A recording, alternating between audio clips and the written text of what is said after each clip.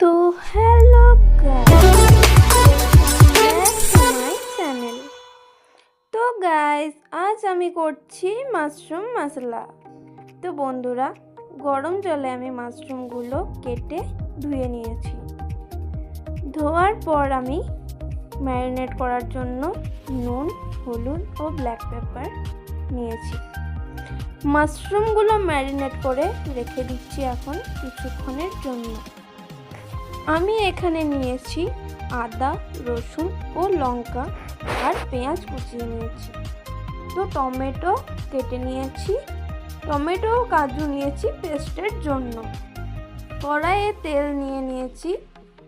তেলটা গরম হলে এর মধ্যে দিয়ে দিচ্ছি জিরে। একটু নাড়াচাড়া করে এখন আমি দিচ্ছি কুচিয়ে রাখা পেঁয়াজ।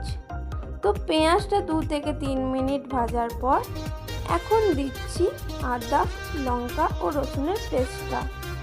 দেওয়ার পর 2 থেকে 3 মিনিট কষিয়ে দিয়ে দিচ্ছি পরিমাণ মতো হলুদ ও স্বাদ মতো লবণ। দিয়ে 1 মিনিট নাড়ার পর এখন আমি দিয়ে দিচ্ছি টমেটো পেস্টটা।